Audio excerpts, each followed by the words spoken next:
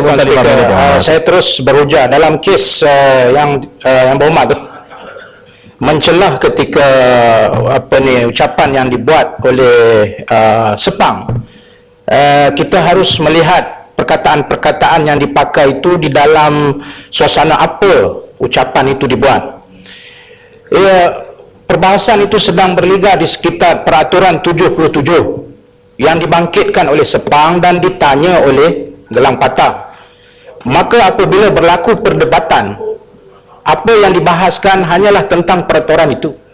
Dan apabila perkataan seperti salah guna kuasa diungkapkan, bukan menuduh Tuan Speaker, tetapi dia lebih kepada membahaskan apa yang terkandung dalam peraturan 77. Yang kedua, latar belakang semua perbahasan ini, Tuan Speaker, harus juga diambil kira, iaitu tentang skandal 1MDB, yang semua kita tahu merupakan satu isu yang ada kepentingan rakyat.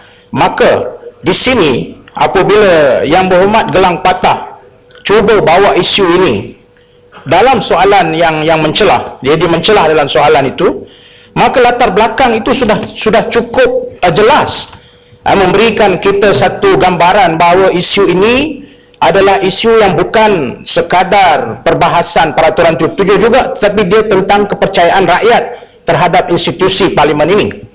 Yang ketiga, perbahasan diheret melalui respon yang dipetua sendiri.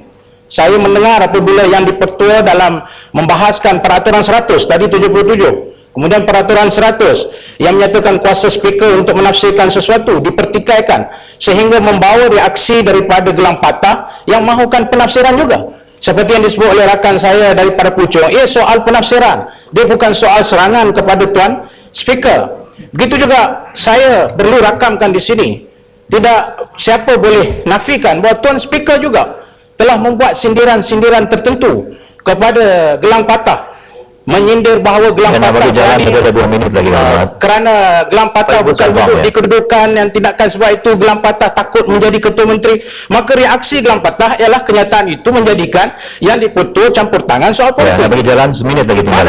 Saya nak menyatakan di sini, sebelum itu saya nak katakan, jangan sekali-kali kita menggunakan kuasa kita hanya apabila kita tidak faham apa itu erti contempt, apa itu erti insult. Saya ingin memetik di sini, as far as insult is concerned, it is not simply the occurrence of offensive language that needs to be taken into account, but also the type and intensity of the abuse, as well as the reactions triggered by the perceived or alleged offense. Jadi saya menyatakan di atas hujahan bahawa kita perlu memahami apakah yang triggered the reaction, apa dia.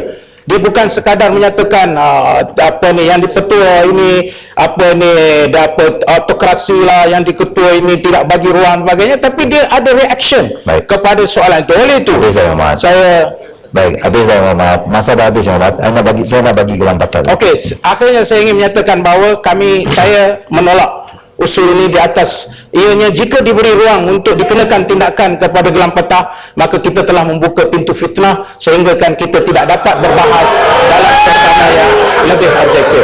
Sekian, terima kasih. Yang Hormat Gelang Patah, 5 minit Yang Hormat